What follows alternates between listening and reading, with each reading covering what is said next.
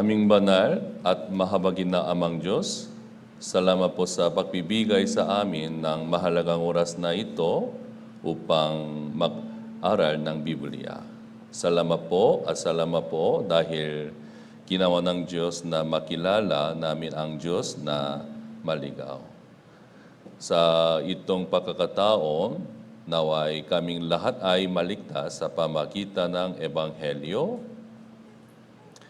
Pakiusap, ingatan mo kami mula sa mga tukso ni Satanas at pakiusap, wasakin mo ang aming pagkamatigas na puso, kundi gawin mo kaming magpapakumbaba upang kami po ay maunawaan at manampalataya sa Ebanghelyo. Ipinakakatiwala ko ang aming natitirang oras sa iyong makapangyarihang mga kamay. Kami po ay nananalangin sa pangalan ni Hesus Kristo. Amen. Okay. Today also very hot.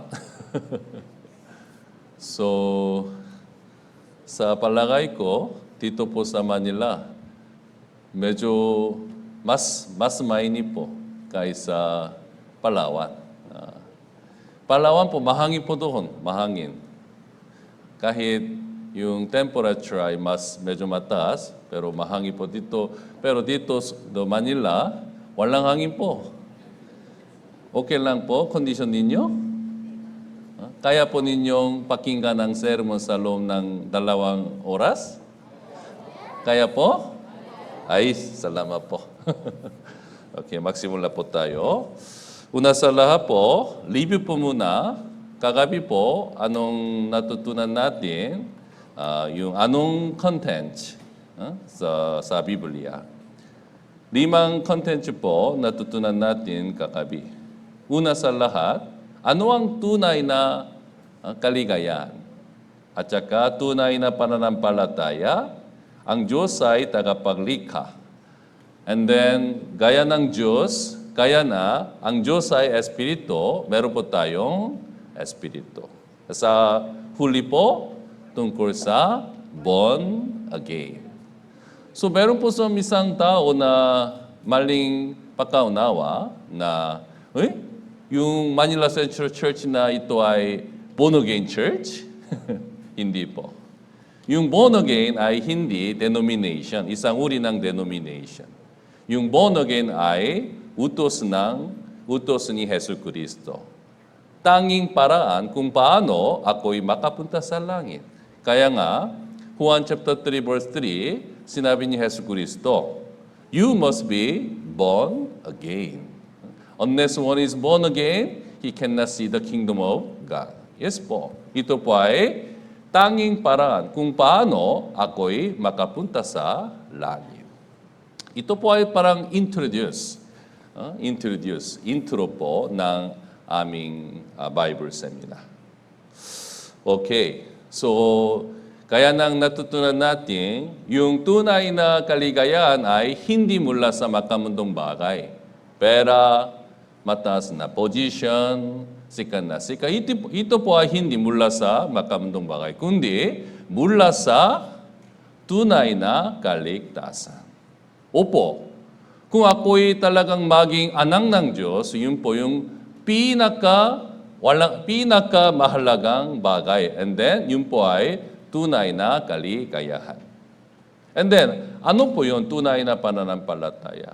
Kahit nabanggit ni Hesus Kristo ang tungkol sa bulak na pananampalataya. Ibig sabihin po, meron po doon talaga tunay na pananampalataya. At the same time, meron po doon pekeng pananampalataya. Kung ganon, paano po natin malaman ano ang tunay na pananampalataya? Opo, sa pamagitan ng Biblia. Kapag natutunan natin ang Biblia, malalaman natin ano ang tunay na pananampalataya. Kaya Juan chapter 5 verse 28, sinasalisin ninyo ang kasulatan, sinabi ni Hesus Kristo. Tama po? Opo. And then, so ipinakilala ng Biblia na ang Diyos ay tagapaglikha. Creator. making and creation, lubos na makaiba. Para sa making po, gumawa, opo, kailangan po nating mga materials. Pero creation, mula sa wala. Opo, gumawa siya na mula sa wala. Kaya nga po, ang Diyos lamang ang gumawa, ang Diyos lamang ang lumikha. Kaya siya po ay tanging tunay na Diyos. And then sabi ng Biblia, ang Diyos ay Espiritu. Espiritu, walang buto, walang laman. Diba? Kaya nga po, hindi siya nakikita. Kaya hindi naman po, meron po tayong Espiritu sa loob natin. Pero hindi natin alam kung saan po. Pero talaga po, meron po tayong Espiritu. Sa huli, born again. Kaya, Awit chapter 32, verse 1, basahin po natin ng sabay-sabay. 3, 2, 1. Mapala siya na pinatawad ang pasway, na ang kasalanan ay tinakpan. Opo. Kaya, kaya nang natutunan natin, what is born again?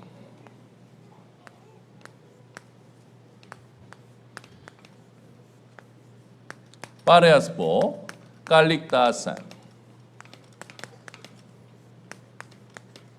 And then, pagtanggap, buhay na walang hanggan. And then, tanggapin, Espiritu Santo. Parehas po. Kaya nga, sino po ang talagang blessed person? Mapala siya na pinatawad ang paksuway, na ang kasalanan ay tinakpan. And then, isa pa.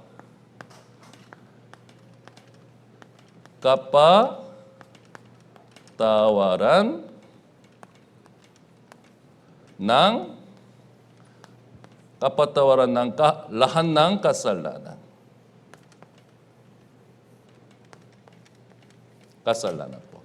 Ito po ay importante. Hindi po kaunti, lahat. Mula sa kapanganakan natin hanggang sa kamatayan natin. Yun po yung lahat.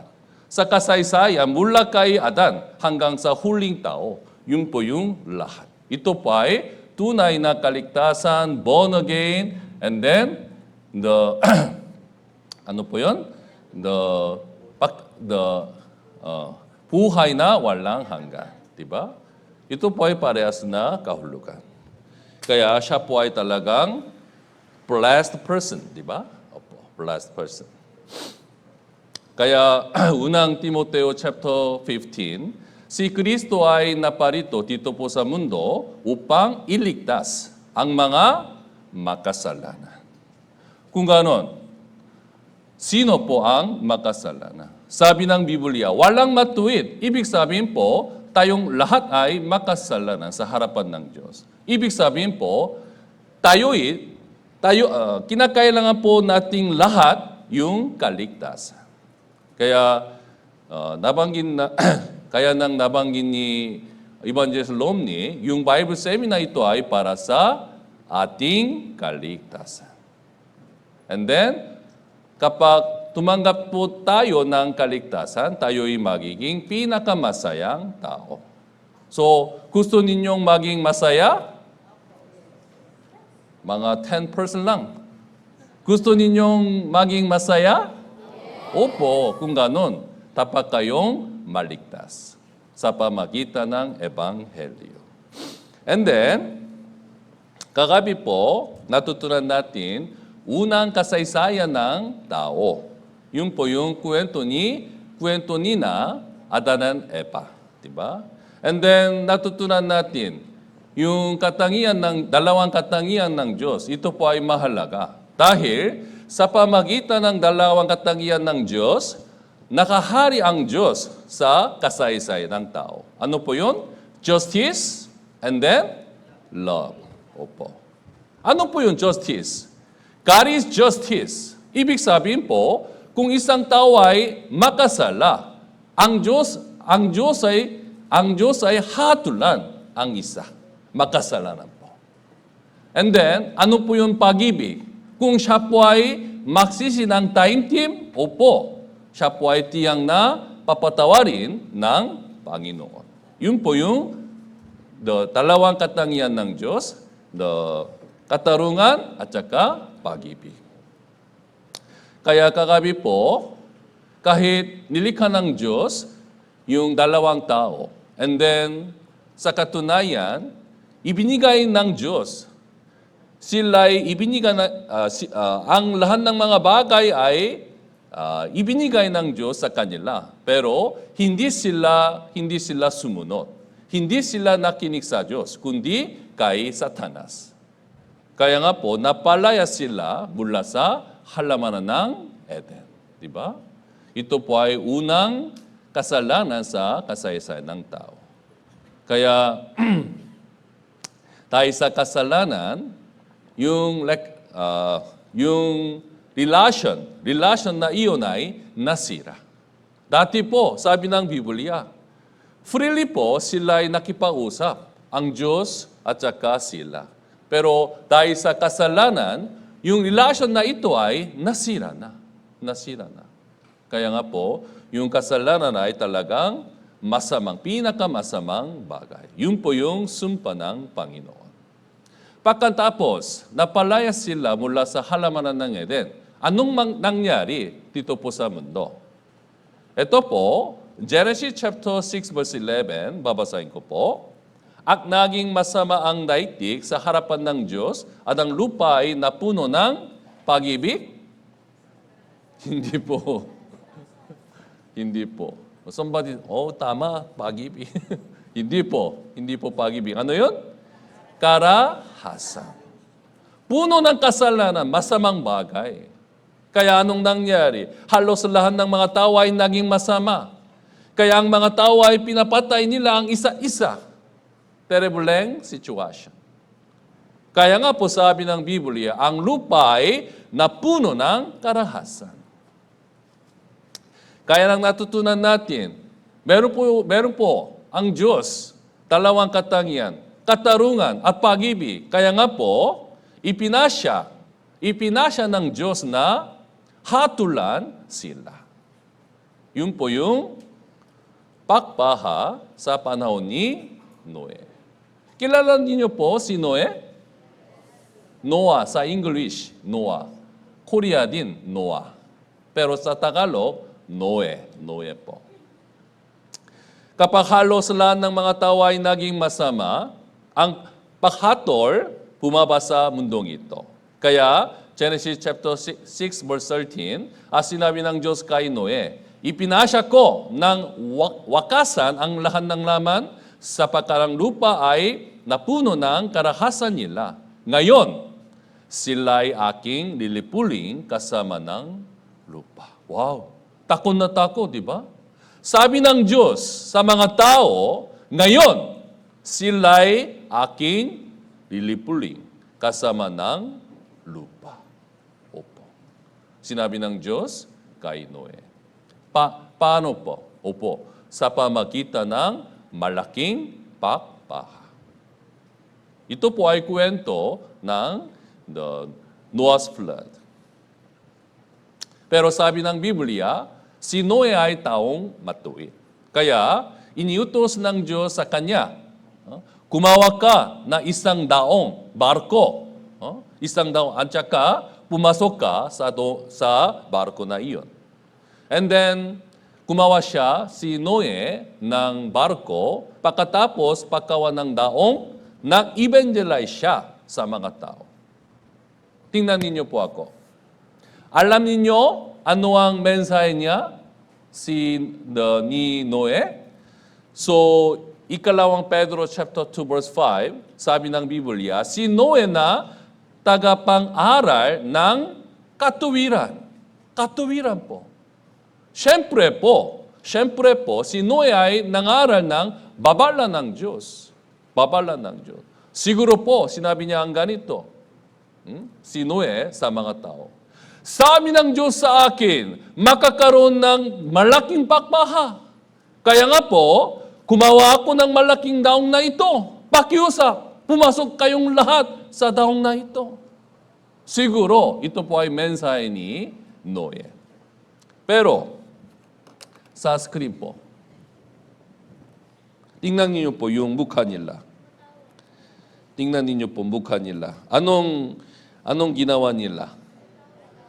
Pinagtawanan nila si Noe. Ano?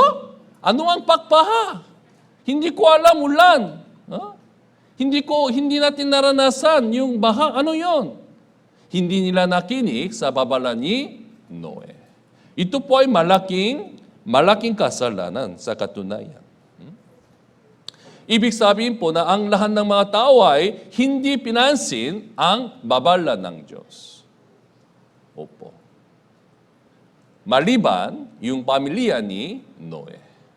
Kaya, Genesis chapter 7 verse 16, basahin po natin ng sabay-sabay, 3, 2, 1. Siya'y ikinulong ng Panginoon sa loob. Pagkatapos, ang pamilya ni Noe at ang mga hayop ay pumasok sa daong, nagsara ang Diyos ng pintuan ng daong.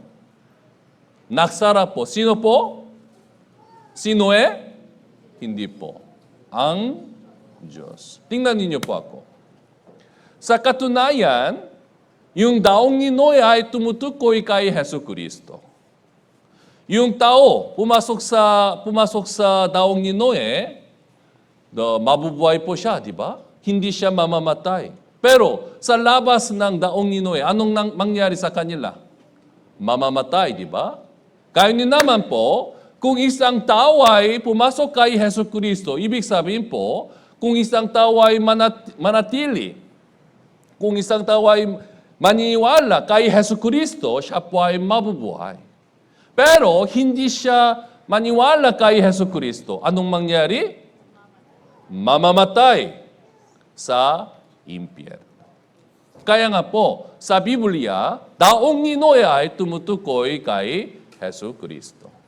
Pero isang araw po, kaya nang ginawa ng Panginoon, nagsara po siya ng pintuan ni daong ni Noe, di ba?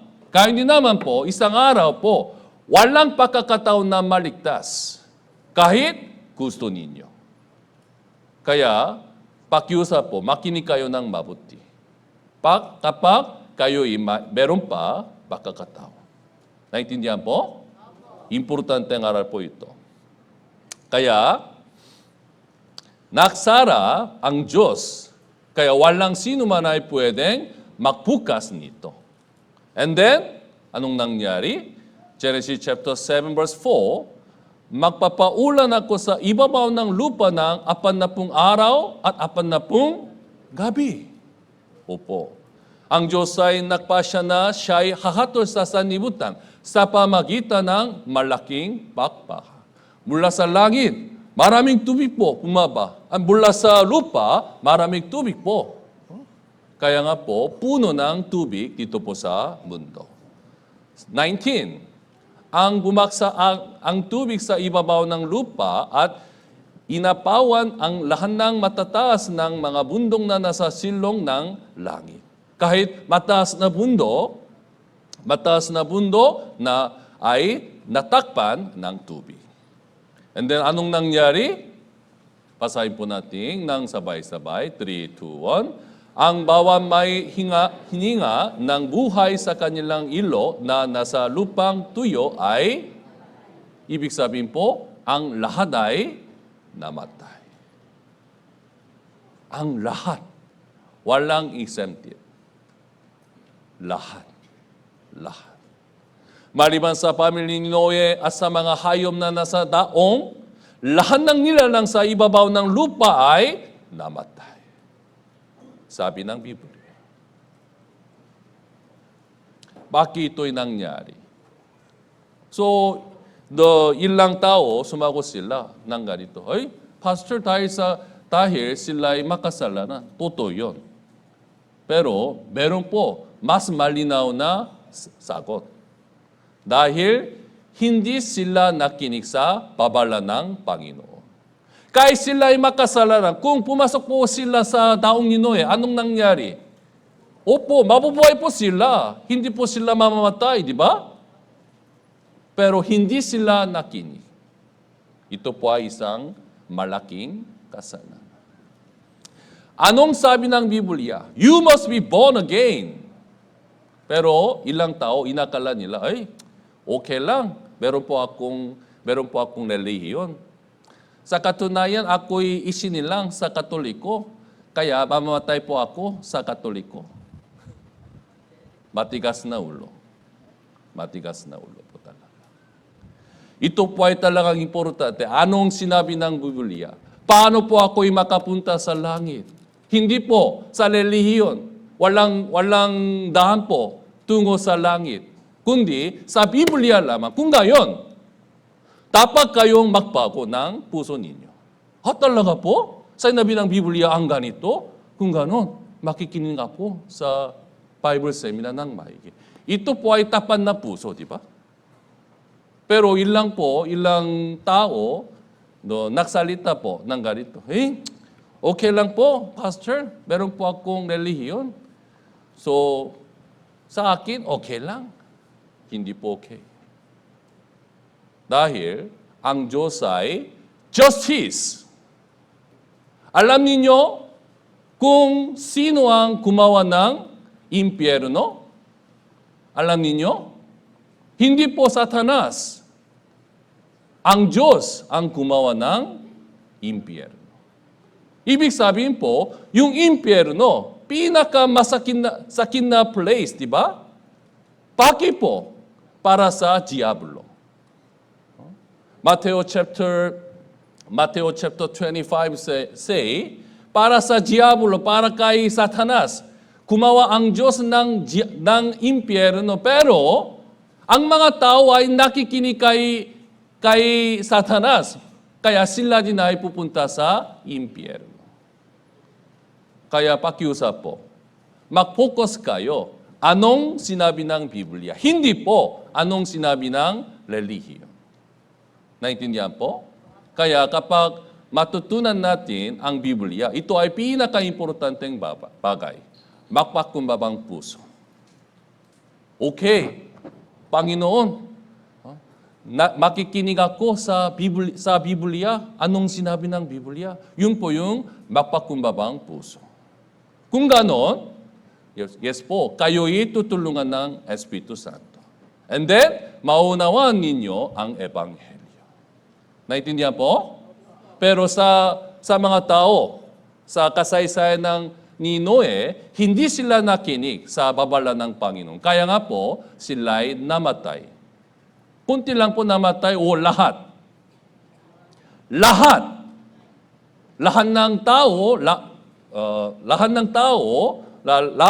lumabas sa taong ni Noe, lahat po namatay. Walang exemption. Ibig sabihin po, lahat ng tao na hindi naligtas, silang lahat ay pupunta sa impyerno.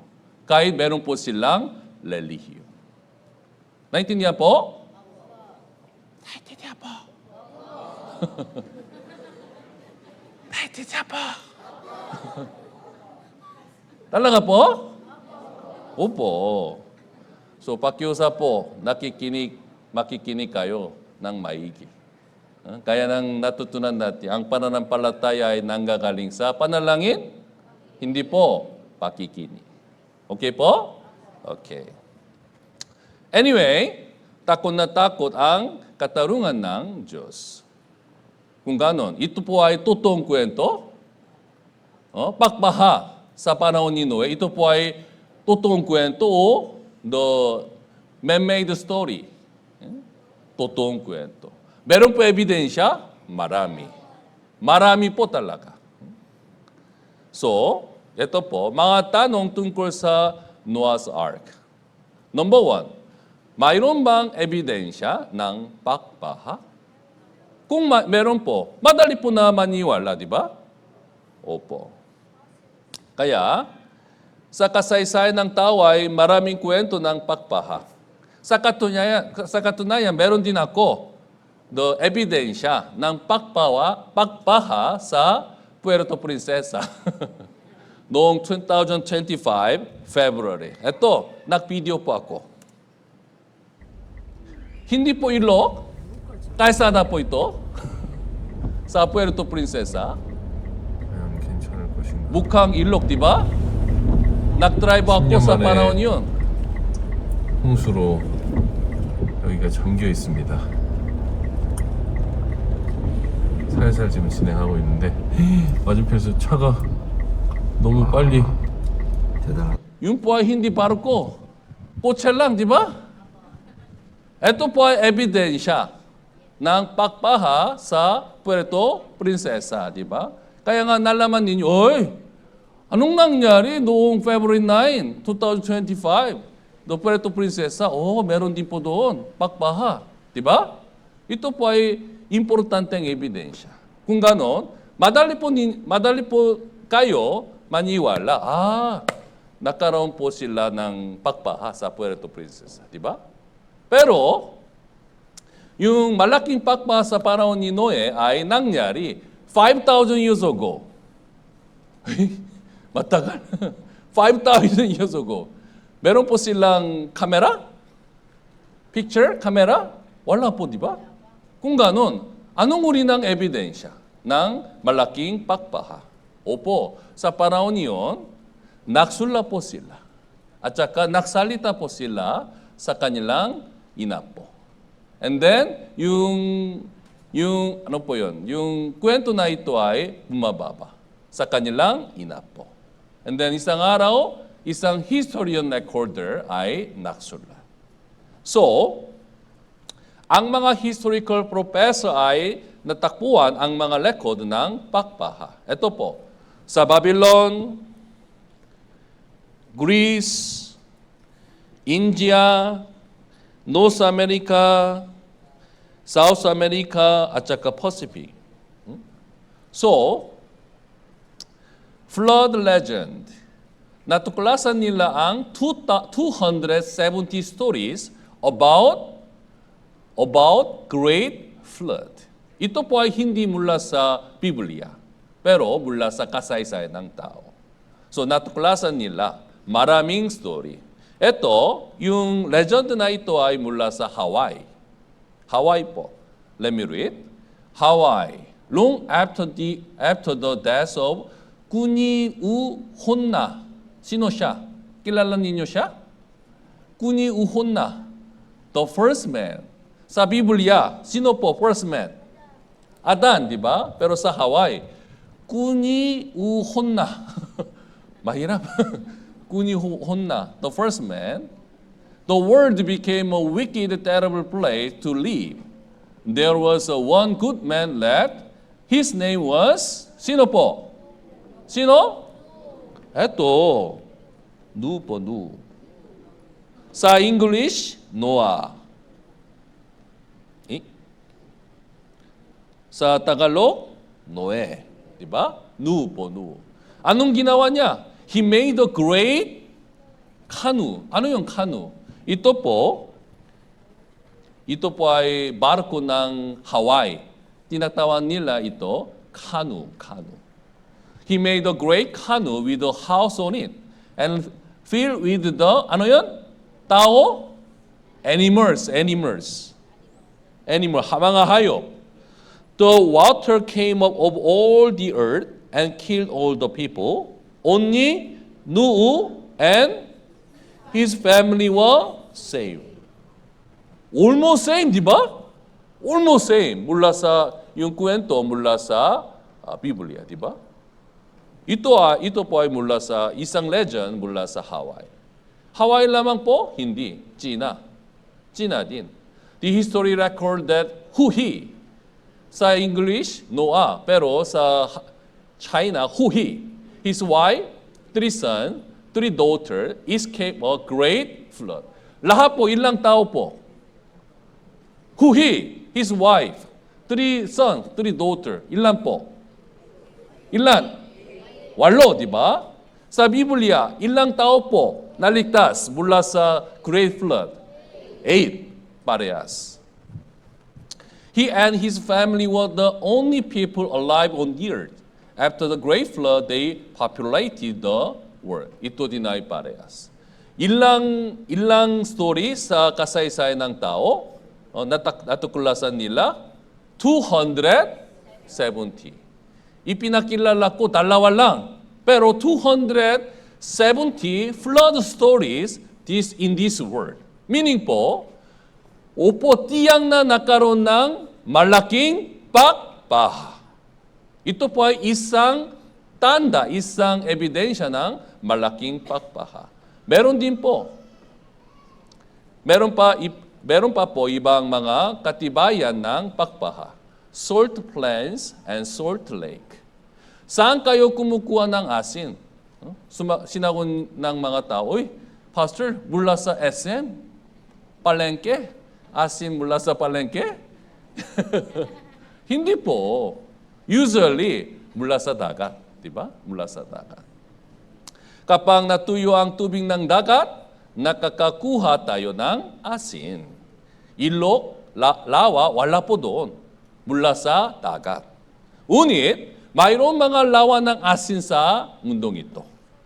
Ito, yung black dot ay tumutukoy sa maalat na lawa.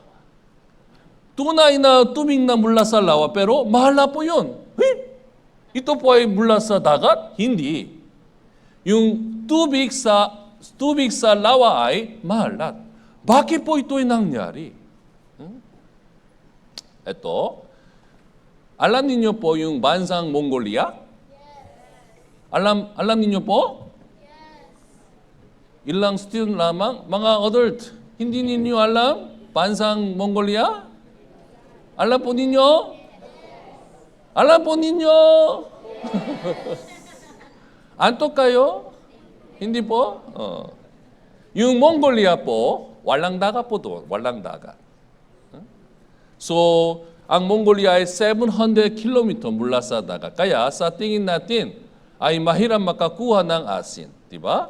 Pero sa loob ng bansang Mongolia, maraming lawa na maalat. Opo.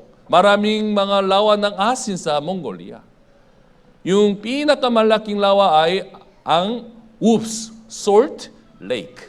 Ups po. Siya po ay isang missionary sa Mongolia. Ating missionary po, the Pastor Han. So, pumunta po siya sa Ups Lake, and then, nalasahan niya ang tubig na lawa. Tingnan niyo po yung mukha niya. Ay, matamis o maalat? Maalat po. Ay, very salt. Kaya yun po ay lawa, pero mukhang tubig ng dagat. Bakit itong nangyari? Dahil ang lahat ng tubig ng dagat ay cover the whole world, di ba? And then, nawawala, anong nangyari? Yung tubig po nasa lawa. Kung ganong, yung tubig ng lawa din ay, maalat. Ito po ay isang uri ng ebidensya na meron po doon talagang malaking pagbaha. And then, number 2, saan ang daong ni Noe? Saan po? Uy, alam nila. Okay, Genesis chapter 8, verse 4. Pasahin po natin ng sabay-sabay. 3, 2, 1. Nang ikalambing 7 araw ng ikapitong buwan, sumasat ang daong sa ibabaw ng mga bundong ng Ararat. Diba? Ito po ay isahan o maramihan. Singular o plural. Opo, mga, diba? Mga bundong ng Ararat. Ibig sabihin po, yung bundong ng Ararat ay hindi isa, kundi dalawa. Sa katunayan, yung bundok ito ay kambal na bundok. Kambal. Saan po yun? Sa Turkey. Turkey po. Yung pinakamataas ay 5,165 meters. Kaya, palagi po na ang bundong na iyon ay nababalutan ng niebe. Niebe po. Ito po. Kaya maraming tao ang umakyat sa bundong na ito. Kung gayon, ang daong ba nito ay naroon pa rin doon sa bundong ng Ararat? Opo. Siya po ay Ferdinand Navarra, the French. So, umakyat po siya sa bundong ng bundok ng 3 beses. 3 beses. At saka nakatakbo siya ng mga bahagi ng dao. Ito po. Ito po ay bahagi ng daong ni Noe. Ang napag-alaman nila sa pamagitan ng laboratorio, ang bahagi nito ay kahoy na gopher. Pine tree. Dahil, Genesis chapter 6 verse 14, iniutos ng Diyos sa kanya kay Noe, kumawa ka ng isang daong na yari sa kahoy na, ano yun? Nara? Hindi po, gopher. Gopher po. Kumawa ka ng mga silis sa daong at pahiran. Pahiran mo ito ng, ano yun? Alkitran. Ano po yun, alkitran? Parang asphalt. Asphalt po, di ba? Yung kalsada dito po sa Manila, maraming kalsada na asphalt, di ba? Anong kulay po asphalt? Itim? Opo, itim. Kaya nga po, kahoy. Kahoy na ito ay itim. And then yung punong kahoy na ito ay gopher wood. Kaya nang sinabi ng Biblia. Di ba? So, kaya naman, ang lahat ng mga ebidensya ay nagsasabi, ang daong ni Noe ay talagang lumapak sa bundong ng Ararat. Kaya nang sinabi ng Biblia. Mano po tayo isang video clip.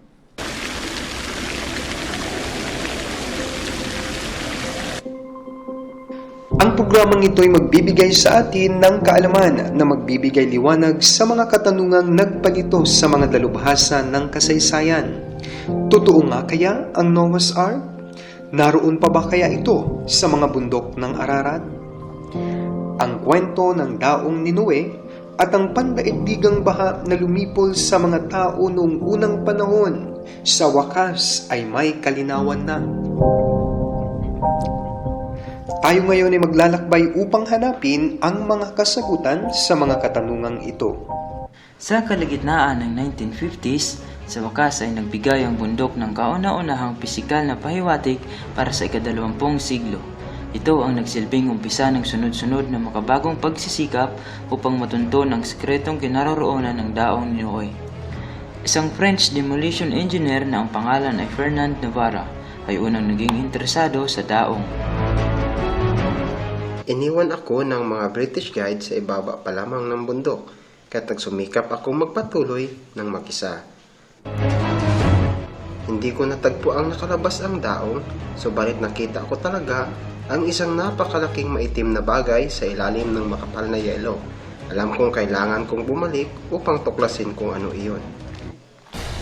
Bumalik nga siya noong July 1955 kasama ang kanyang binatang anak na si Rafael. Ang nakikita natin ngayon dito ay ang aktwal at tunay na pangyayaring kinuna ni Fernand Navarra at ng kanyang anak sa kasagsagan ng kanilang paglalakbay. Noong 1955 ay mas mainit na taon at natutunaw ang mga yelo. Alam ko na kung may pagkakataon akong maabot ang daong, ay ito na iyon. Si Rafael ang unang nakakita ng isang bagay. Maingat na ibinaba ni Navarra ang kanyang sarili sa ilalim ng isang matarik na bitak na nasa taas na 13,500 talampakan. Ang kahoy ay madaling makita, ngunit ito'y matigas na nakabaon sa yelo. Pumutol si Navarra mula sa yelo ng 5 talampakan na mahabang piraso ng kahoy. Pinangarap ko ang sandaling ito, ako at si Rafael ay tuwang-tuwa na para bang Pasko. Isang maipagmamalaking sandali at katuparan ng inaasam-asam na kahilingan. Pero ito ba'y talagang kahoy na mula sa daong ni Noe? Napag-alaman na ang kahoy na natagpuan ni Navarra ay hindi tumutubo sa bundok ng Ararat. Sa katunayan ay walang kagubatan sa loob ng 300 milyang nakapalibot sa bundok. Si Navarra mismo ang nagpasuri sa kahoy sa 3 magkakaibang laboratorio at ipinaalam sa kanya na ang kahoy na ito ay halos 5,000 taon na ang tanda, maliwanag na sumasang-ayon sa bahang isinasalaysay ng Biblia. Opo. So, yung daong ni Noe ay nandoon pa, di ba? Sa bundong ng Ararat. Sa katunayan, sa pamagitan nito, maaari po tayong makakuha ng importanteng aral. Ano po yun? Una, ang Biblia ay totoo. 100%. Bakit po ito po ay mahalaga? Ay, Pastor, naniwala po ako na ang Biblia ay talagang totoo. Pero kung wala kayong ebidensya, yung pananampalataya ninyo ay hindi po malinaw. Kung walang ebidensya. So, pinaniwalaan po ninyo ako? Huh? Bigla? Pinaniwalaan po ninyo ako? Paano po? Kung meron po kayong the 10,000 pesos, pakiusap po, bigyan mo ako. After 1 month, babalik po ako. Kaya po ninyo? 10,000 pesos. Paki po, keep silent. Walang sagot. Sinabi mo, pinaniwalaan mo ninyo ako. Kung meron po kayong 10,000 pesos, pwede po, mahirap po?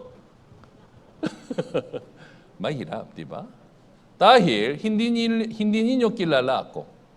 Pastor Gim, mula sa Palawan, siguro, siya po ay tapat, siguro. di ba? Siguro po, di ba? Pero, kung makakaroon po tayo ng fellowship sa loob ng 1 year, 3 years, 5 na taon, opo. So, magtitiwala po tayo sa isa't isa, di ba? Dahil nakita po ninyo yung buhay ko. Nakita po ninyo anong sinabi niya, di ba? Kaya nga po, maaari po kayong magtiwala sa akin. Kung meron po kayong ebidensya, karanasan, di ba? Kaya din naman po, inakala nila, ako'y naniwala sa Biblia. Ako'y naniwala po yung Biblia ay talagang totoo. Pero kung walang ebidensya, yung pananampalataya ninyo ay hindi malinaw. Sobrang mahina. Naintindihan po? Kaya nga, ebidensya ay importante. Kaya ipinakita ko ang mga ebidensya sa Biblia para sa inyo upang makakaroon kayo ng tamang pananampalataya. Naintindihan po? Opo, ito po ay unang aral. Ikalawa, ang Diyos ay dapat hatulan ang kasalanan. Sa ibang salita, hatulan ang makasalanan. Totoo po yun. Ang Diyos ay dapat hatulan ang makasalanan. Kung ganon, anong uri ng kasalanan ginawa ng tao sa sa panahon ni Noe? Anong uri ng kasalanan ginawa nila? Matthew chapter 24, verse 38 hanggang 39. Babasahin ko po. Sapagkat kung paano sa mga araw na iyong bago pumaha, sila'y kumakain. Ito po ay sinabi ni Jesus. Sila'y kumakain at umiinom, nag-asawa at pinag-asawa hanggang sa araw na pumasok si Noe sa barko at hindi nila nalalaman hanggang sa tumating ang baha. At tinangay silang lahat ay gayon din naman ang pagdating ng anak ng tao. Ito po ay nabanggit ni Jesucristo na anong uri ng kasalanan ginawa nila. Meron po doon kasalanan. Tingnan ninyo po yung verse na ito. Meron po doon kasalanan. Kumakain, umiinom, hindi po alak, tubig lang, tubig. Kumakain at umiinom ng asawa at pinag-asawa. Meron po doon kasalanan? Ano yun? Kasalanan. Natakbuhan ninyo yung kasalanan sa talatang ito? Wala, di ba? Pero sabi ng Diyos, dahil sa kanilang kasalanan, hinatulan sila. Ano yung kasalanan? Yung kasalanan nila ay pagkawalang interesado. Kahit nabubuhay po sila, mukhang normal na buhay, pero wala silang pakialam ang tungkol sa Diyos, tungkol sa Espiritu, at saka tungkol sa babala ng Panginoon. Ito po ay malaking kasalanan. Sa ating henerasyon, normal na tao, hindi sila gumawa ng kriminal, di ba? So, pumangon sila, nagtrabaho, nag-aaral, pumalik po sila sa bahay, umuwi, and then natulog. Pumangon sila ulit, yun lang po. Minsan po, mali na kasalanan, di ba? Pero, sabi ng Diyos, sabi ng Panginoon, kahit sila'y nabubuhay, meron po silang malaking kasalanan. Yun po yung pagkawalang interesado. Wala po silang pakialam ang tungkol sa kanilang kaluluwa, kaligtasan ang Diyos. Kahit sila'y ginawa ng tao. Sila'y ginawa ng Diyos. Meron po akong magulang sa Korea. Silang lahat ay buhay pa po. Pero, kung hindi ko tinawagan sila, ito po ay kasalanan o hindi? Hindi ako nagsinungaling sa kanila. Pero hindi ko rin tinawag sila. Ito po ay kasalanan o hindi? Kasalanan. Bakit po? Wala akong pakialam sa kanila, di ba? Kahit sila'y magulang ko. Malaking kasalanan. Kaya nga, anuang utos ng Panginoon? 10 utos. Number 5. Igalang mo ang iyong ama at ina. Di ba? Ito po ay mas importanteng utos kaysa mother. Di ba? Kaysa mother. Kaya mga audience, kailangan po nating maunawaan ano ang pinakamalaking kasalanan. Opo, pagkawalang interesado tungkol sa Diyos, tungkol sa Espiritu, at saka tungkol sa kaligtasan. Opo, normal tao, hindi sila gumawa ng kriminal. Pero kung wala po tayong pakialam tungkol sa Diyos, ito din ay malaking kasalanan.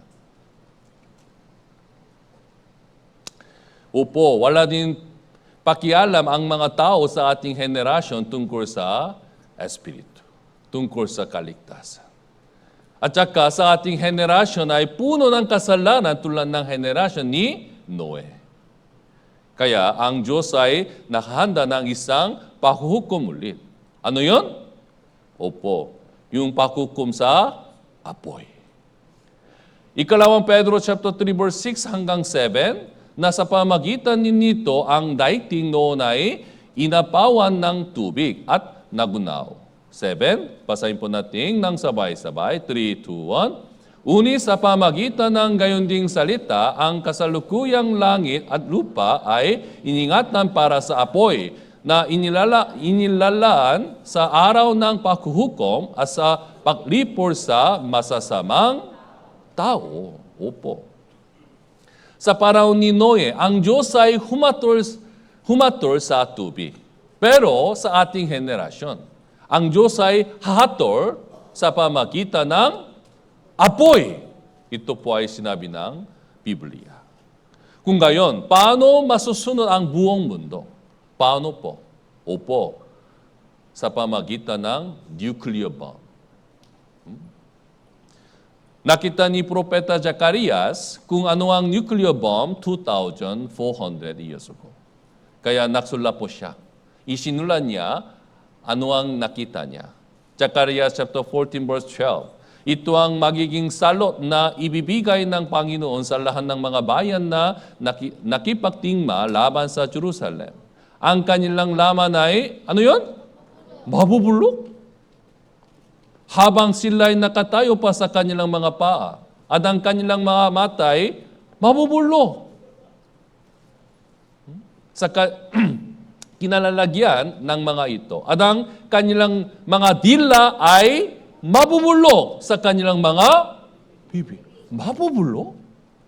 Yung laman, mata, dila ay mabubulok.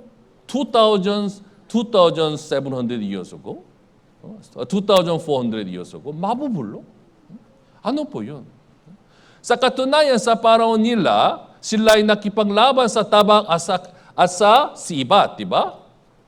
Wala po bullet. Gun, bomb, wala, di ba? Wala pa. Uni, paano sinabi ni Propeta Zacarias na ang kanilang mga laman ay mabubulo? Opo, syempre po, nakita niya, anong mangyayari kung isang nuclear bomb ay bumba, di ba? Ito, tingnan niyo po ang larawan nito. Ito ay eksaktong kung ano ang nakita ni Propeta Zacarias. Ang kanilang mga mata, laman, at saka diwa ay mabubulo. Di ba?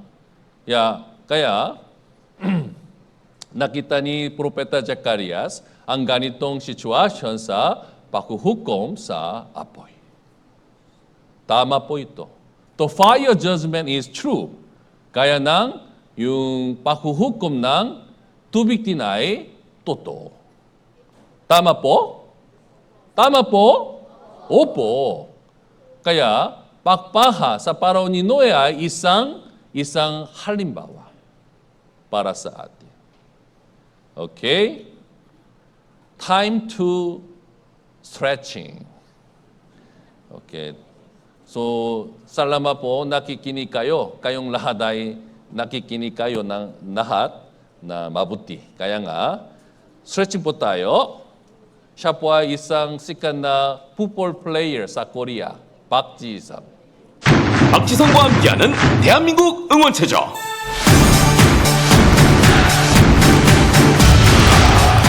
안녕하세요. 박지성입니다. 여러분 준비되셨나요? 한다 나 자세 뽑았까요? 1, 2, 3 척추체조로 대한민국을 응원해주세요. 원, 투.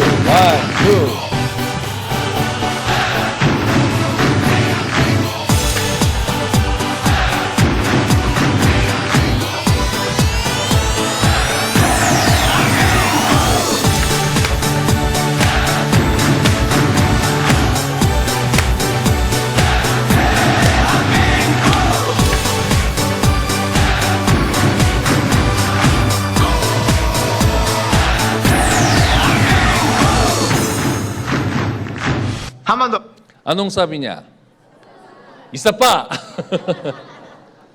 하나, One, 셋, two. 다섯, 여섯, 일곱, 여덟. 하나, 둘, 셋, 넷, 다섯, 여섯, 일곱, 여덟. 하나, 둘, 셋, 넷, 다섯, 여섯, 일곱, 여덟. 하나, 둘, 셋, 넷, 다섯, 여섯, 일곱, 여덟. 자, 시작해볼까요? Alam nyo anong sinabi niya? Fighting? Hindi po. Handa na po ba kayo? Magsimula ulit? Okay. Handa na po ba kayo? Opo. Okay.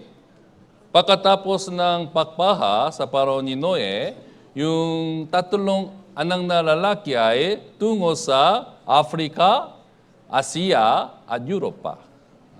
So, tayo po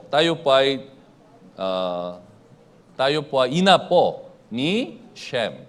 Dahil yung yung Shem ay pumunta sa Asia. Okay. Pero ito po ay problema. Pagkatapos ng pagpaha, walang sino man ang nakahanap sa Diyos. Kaya tinawag ng Diyos si Abraham at siya'y naging ninuno ng bansang Israel. Ito po ay national flag ng bansang Israel. Alam niyo po ito? Ano yun? Star, di ba? Between.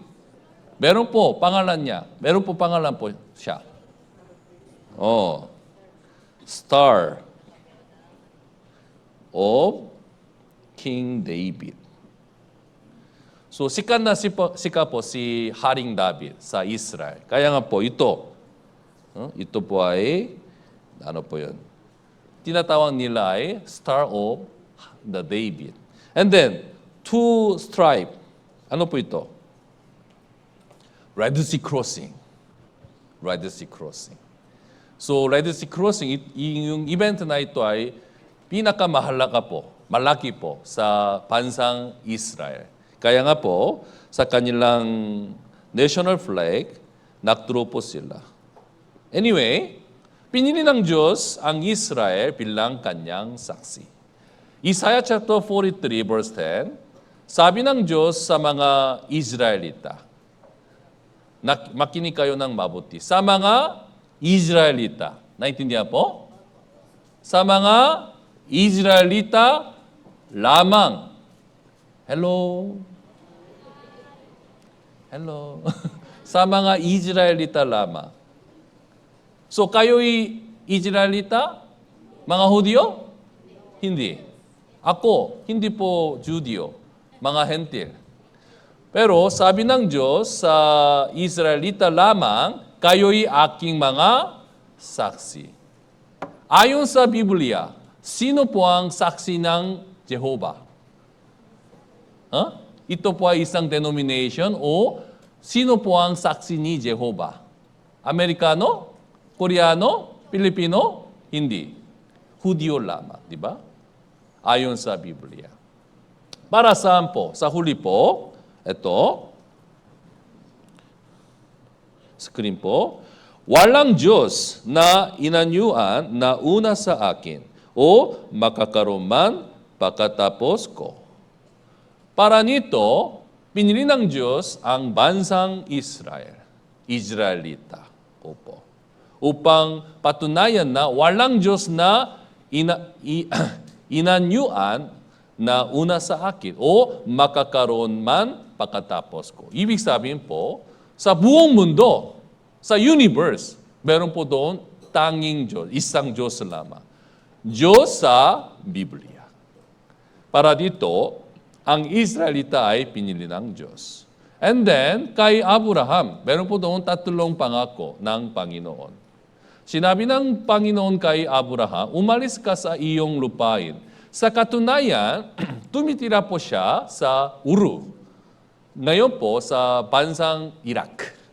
Pero sabi, inutos ng Diyos sa kanya, umalis ka sa iyong lupain, sa iyong mga kamag-anak sa bahay ng iyong ama, at pumunta ka sa lupain ituturo ko sa iyo.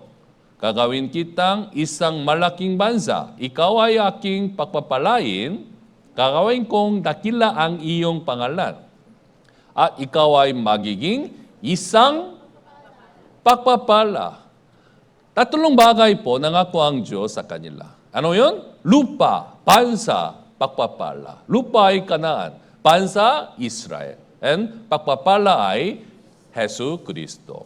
Kaya nga po, sa pamagitan ni Hesus Kristo, ang lahat ng tao ay pagpapalain. Ito po ay pangako ng Panginoon. Kaya nga po, bakit po pinili ng Diyos sila? Para sa kanila lamang? Hindi. Para sa lahat ng tao. Pero inakala ng mga Israelita, sila lamang po, sila ay minamahal ng Diyos. Mali po yun. Minamahal ng Diyos ang lahat, di ba? Pero pinili ng Diyos ang Israel bilang isang saksi ni Jehovah. Upang ipakita niya sa akin yung halimbawa. Naintindihan po? Ito po ay kahulugan ng pagpili ng Israel. Anyway, so, si Abraham, ito po Uru, pumunta po siya sa Kanaan. Abraham, at naging anak ni Abraham si Isaac. Naging anak ni Isaac si Jacob. At si Jacob ay nagkaroon ng 12 mga anak. 12 mga anak ay naging 12 tribes. 12 tribes. And then nagsimula po silang tumitira sa Ehipto. Pero sila ay naging isang alipin. Slave. So ito po ay isang pinta sa pader. Meron po doon itim na tao, di ba? Itim na tao. Sila ay mga Israelita. Anong ginawa nila? Pahinga o nagtrabaho? Opo, nagtrabaho. Bilang isang alipin. Kaya nga po, sumigaw sila sa Diyos, ay, Panginoon, mahirap na mahirap buhay namin. Iligtas mo kami. Dahil sa sobrang mahirap na trabaho. Kaya isinugo ng Diyos, isang tao. Sino siya? Sino pa siya? Moises po. Kaya siya ay isinugo ng Diyos bilang tagapagligtas.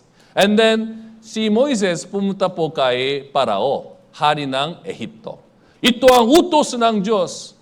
Paintulutan mo ang mga Israelita na bumalik sa lungsod ng Kanaan. Nakinig siya o hindi? Hindi siya nakinig. Sino ang Diyos? Hindi ko kilala siya. Kaya nga, hindi ko kilala siya. Kaya nga po, hindi ko papaintulutan sila na bumalik sa kanilang lupa. Sabi niya.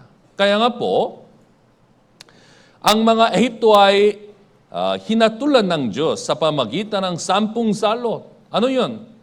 Ang lahat ng tubig ay naging dugo. Number 1. Number 2, palaka. Sobrang malaki. And then kuto, langaw, salo, livestock, and then piksa, yelong ulan, balang, and then kadiliman. Ano yung huling, ano po yun? Huling puksa. Ay, huling, ano po yun? Huling salot. Ano po yun? Opo.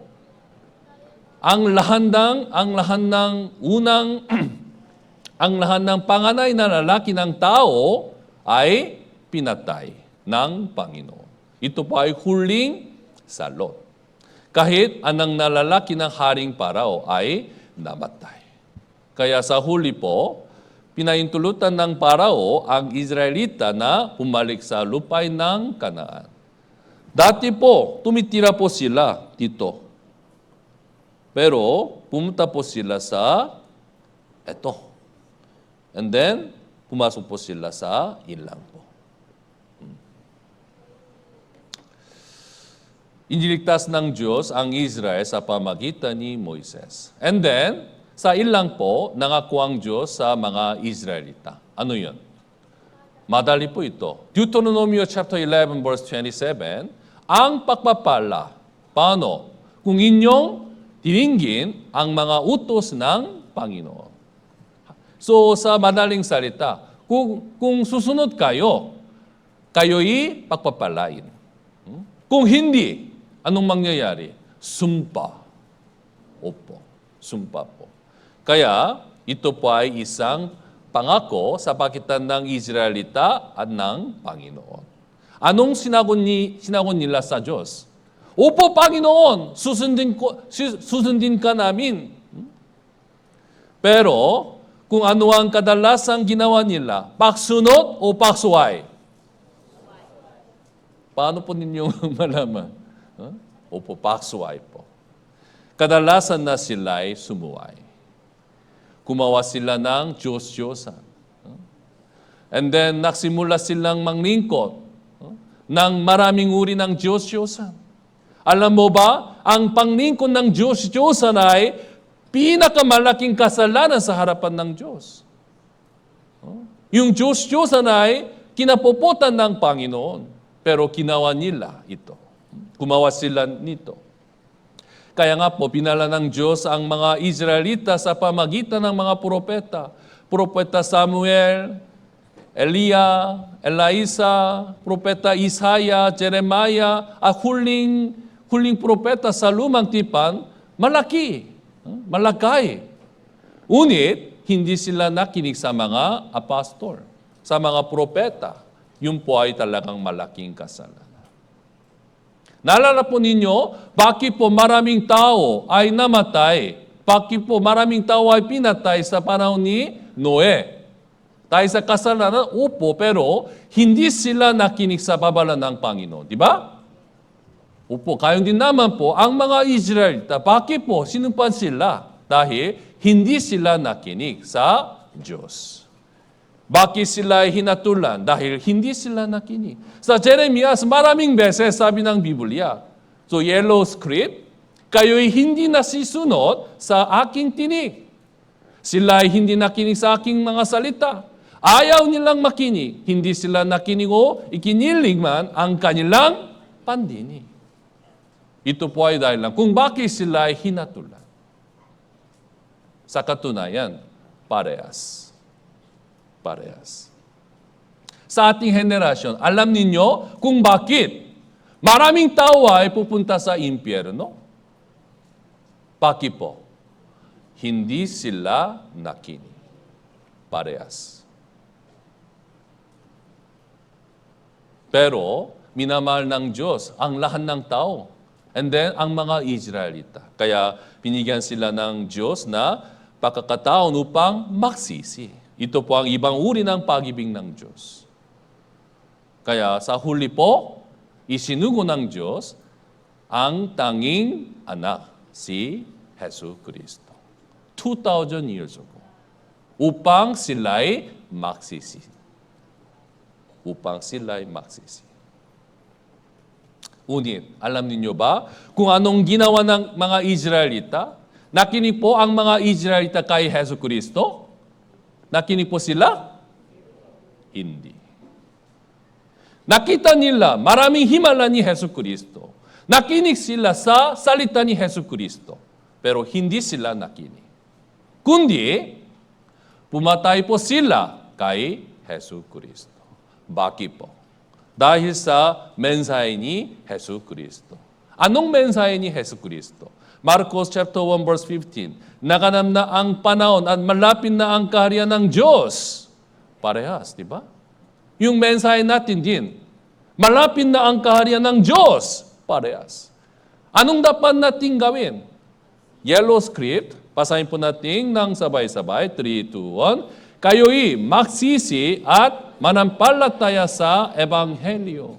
Sabi ni Hesus Kristo sa mga Hudyo, kayong mga Hudyo, kahit na kayo ay anak ni Abraham, dapat din kayong magsisi at manampalataya sa Ebanghelyo. Huwag po iniisip ninyo, kayo'y ina po ni Abraham. Kagawa ang Diyos ng bato, so anak ni Abraham. Dahil ang kaligtasan ay personal na bagay. Inisip ninyo ba, naligtas na kayo dahil kayo ay anak ni Abraham? Hindi! Mali yun. Ito po ay mensahe ni Hesus Kristo. Kaya nga po, napo sila kay Jesus. Ayaw nilang makinig ang sinabi ni Hesus Kristo. And then, gusto nilang pumatay kay Jesus. And then, sabi ni Hesus Kristo sa kanila, basahin po natin ng sabay-sabay. 3, 2, 1. Katotohanang sinasabi ko sa iyo, malimang ang isang tao iparang na muli ay hindi niya makikita ang kaharian ng Diyos. Sino po sila Israelita? Sila ay payang pinili ng Diyos. Subali, sinabi ni Jesus, kahit sila ay mga taong pinili ng Diyos, kailangan pa rin silang iparang na muli. Kung hindi rin sila makakapasok sa langit. Kahit sila ay pinili ng Panginoon. Naintindihan po? Kahit pinili ng Diyos sila, ito pa hindi po isang tanda ng kaligtasan. So makinig po kayo ng mabuti. Dito po, bansang Katolik, di ba? 99% ng Pilipino ay nagsabi, uy, ako'y naniwala sa Diyos. 99%, di ba? Opo, maganda po yun. Pero, kailangan po ninyong i-check. Ako'y talagang ligtas o hindi. Paano? Sa pamagitan ng Biblia. Talaga po. Kahit isinilang kayo sa Katoliko, tapat ninyong i-check. Kayo'y talagang ligtas ayon sa Biblia o hindi. Dahil, sa pamagitan ng relihiyon, walang sino man ay maliligtas. Wala.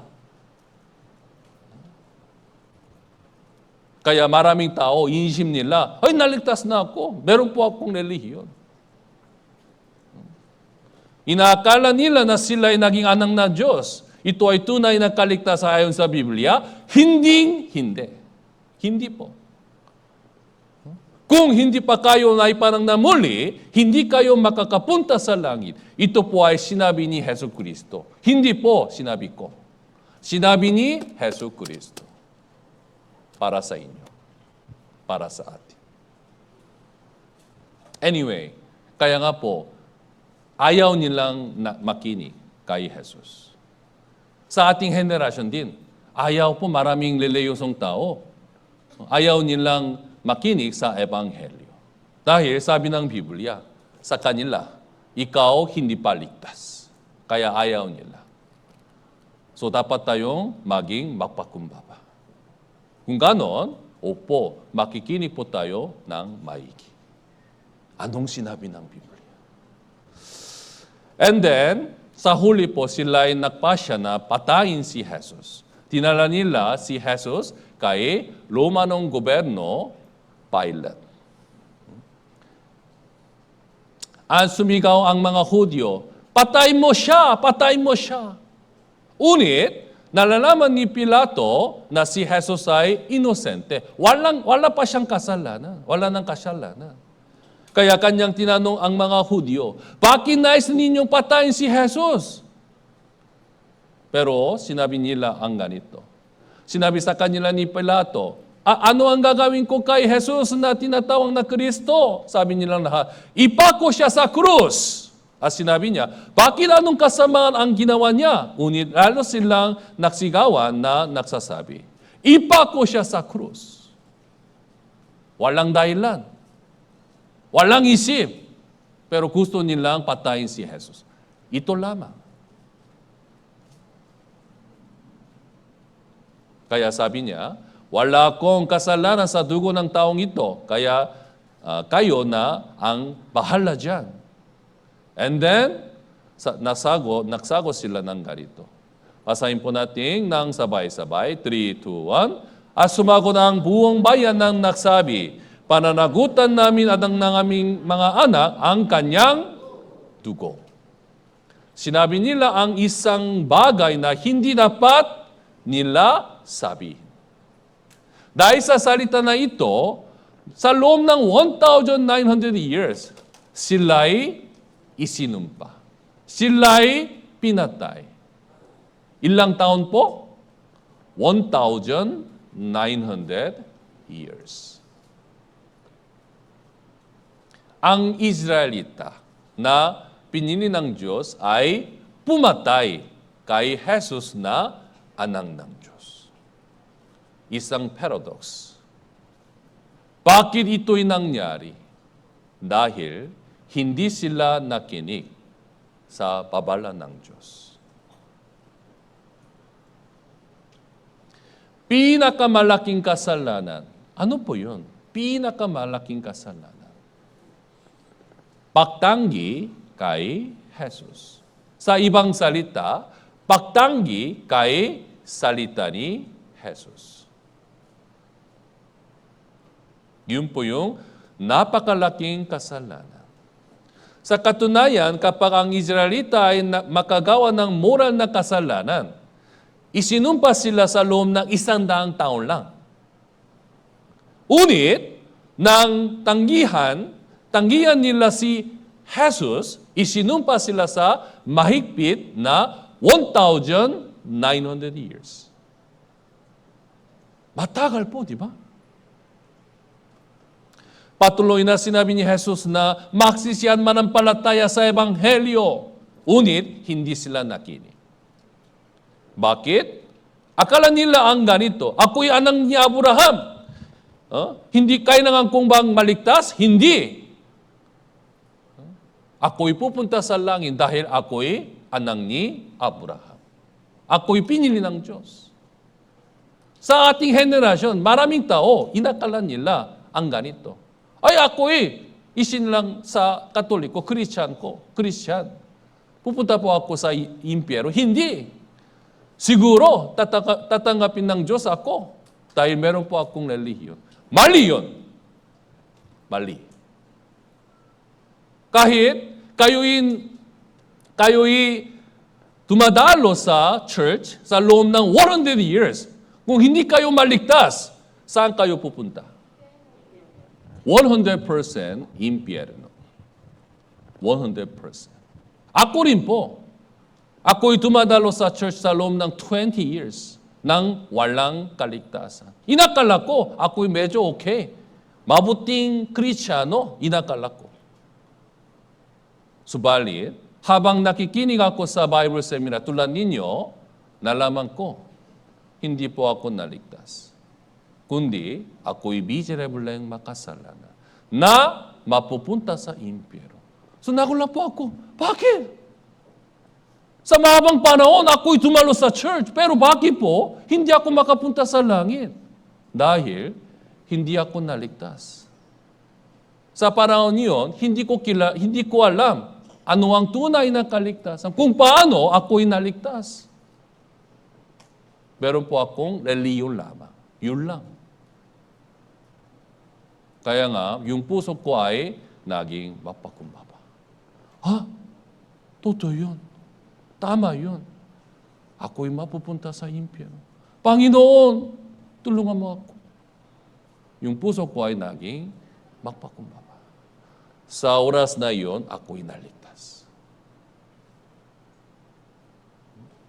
Yung mga Israelita, bakit po sila ay isinumpa? Dahil hindi sila nakinig. Hindi sila magpakumbaba. Kundi, opo, yung puso nila ay mataas. Ako'y pinili ng Diyos. Maraming tao ay gumawa ng ganito. Ako'y Katoliko, Christian ko. Mali yun. Mali. Ito ay sinabi ng Biblia.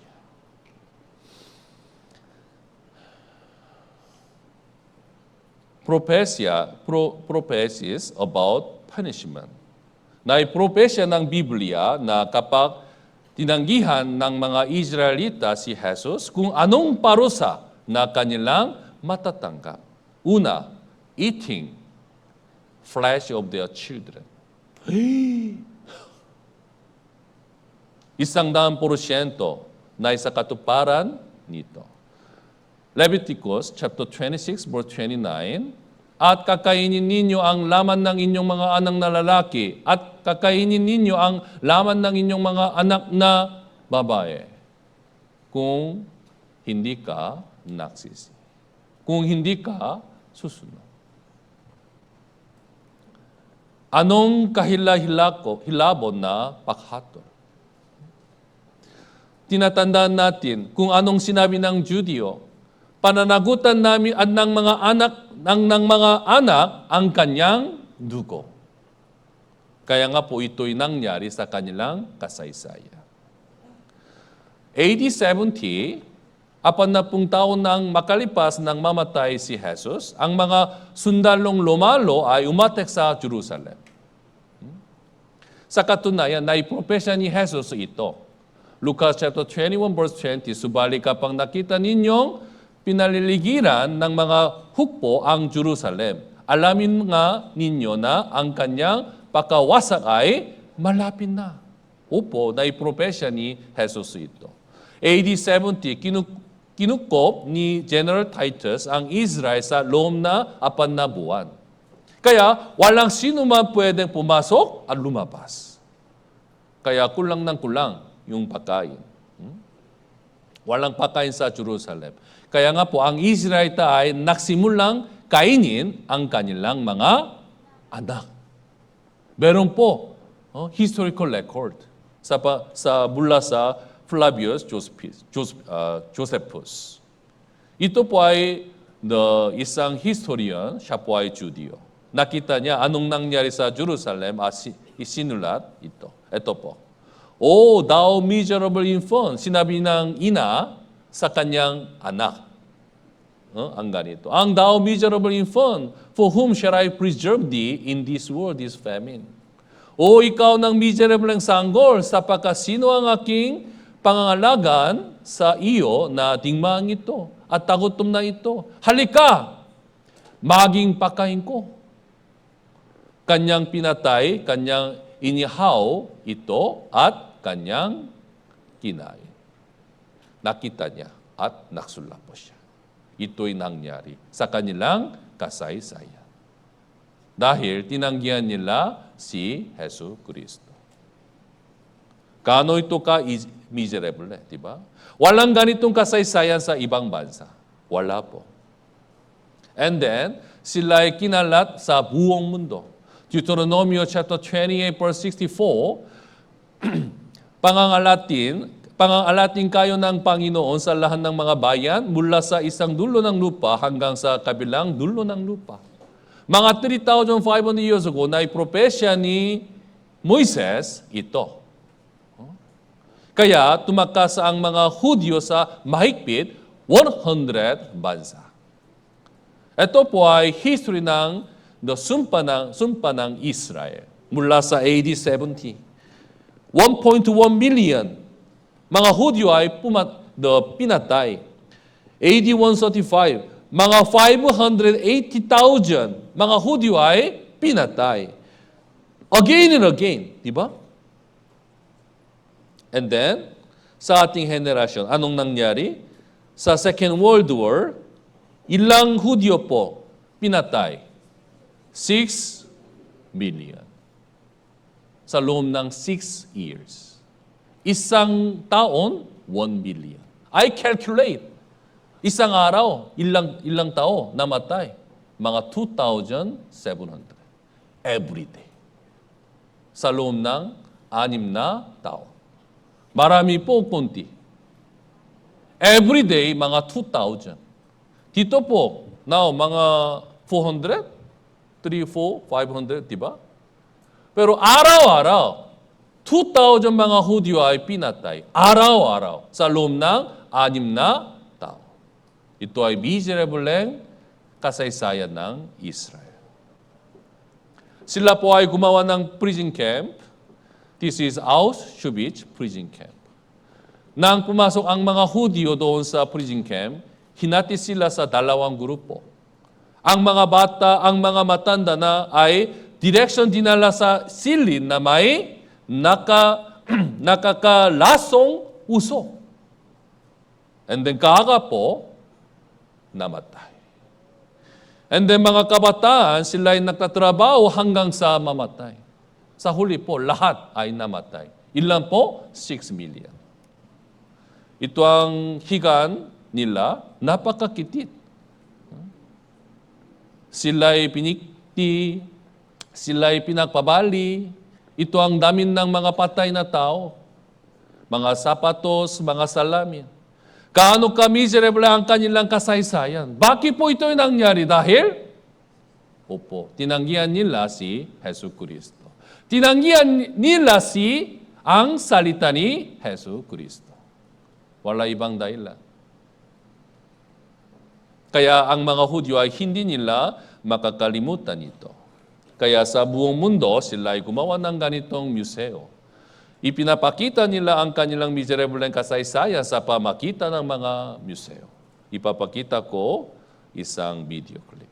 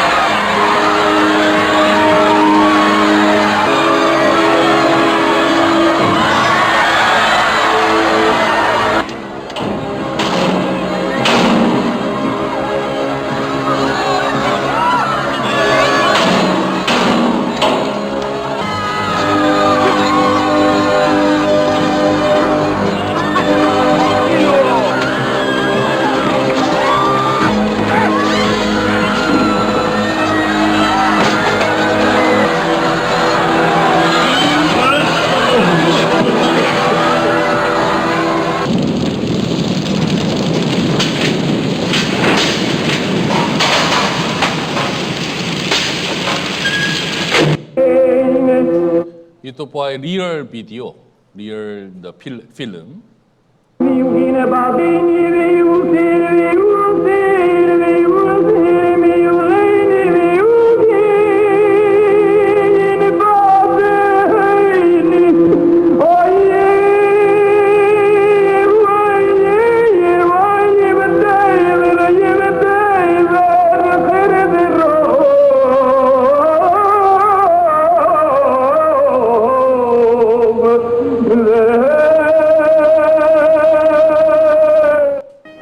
Dachau.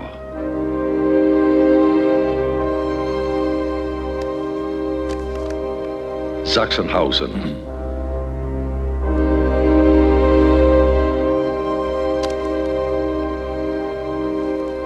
Flossenburg.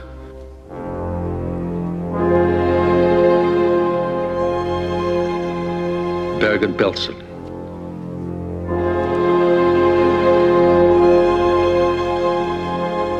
Mauthausen.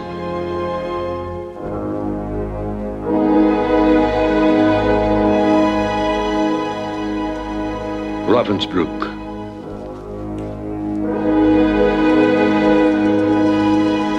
Nordhausen.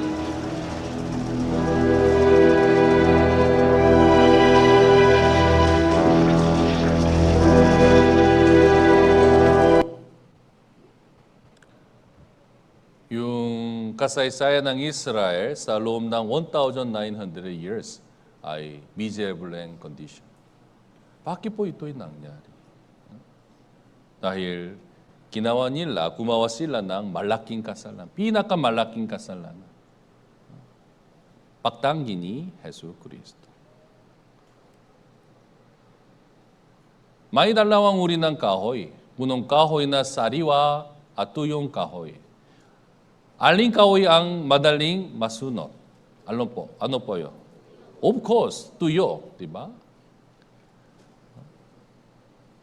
Sa Biblia po, ang mga Israelita ay tumutukoy sa sariwang punong kahoy. Mga hentil, tuyong kahoy.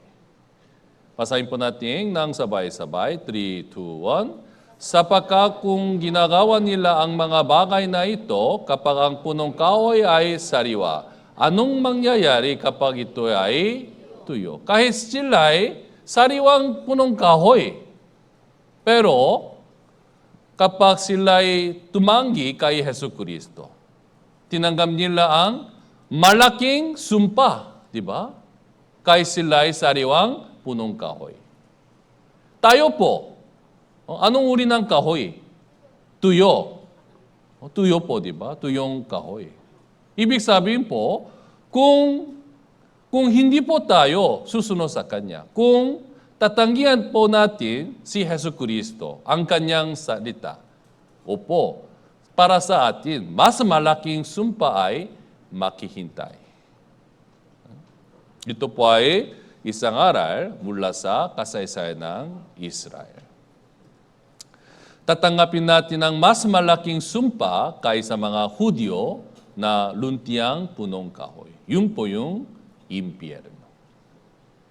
Impyerno. Kaya natutunan natin ang mga pangyayari sa kasaysayan ng tao. Sinabi nila sa atin, kung isang tao ay makasala, tiyang na hahatulan siya, di ba? So sa halamanan ng Eden, sa panahon ni Noe at saka Israelita, ang lahat ng kasaysayan ng tao ay nagsasalita sa atin nito. Walang exempted. Kaya nga po, dapat nating lutasin ang aking problema ng mga kasalanan. Bukas po, matututunan natin ang kasaysayan sa hinaharap, mga propesya. Ito ay talagang importante. Sabi ng Biblia, sa huling panahon, anong mangyayari? Sa katunayan, ang lahat ng tanda ng huling panahon ay nagaganap ngayon sa ating henerasyon. Ibig sabihin po, tayo'y nabubuhay sa huling panahon. Kaya pakiusap, bukas din, pakiusap po, tumalo kayo na sa bukas, and then makinig kayo ng mabuti. Okay lang po? Bukas po ulit? Promise? Thank you po. So, manalangin po tayo. Maraming salamat po, Panginoon, sa iyong malaking biyaya at pag-ibig. Opo, Panginoon, nakita po namin ang mga ebidensya na ang Biblia ay talagang totoo. Pakiusap, Panginoon, kabayan po kaming lahat upang makikinig po kami sa iyong salita ng maigi, kaya ang kaming lahat ay maliligtas. Pakiusap, tulungan po kami, Panginoon. Ito po aming panalangin sa pangalan ni Hesus Kristo. Amen.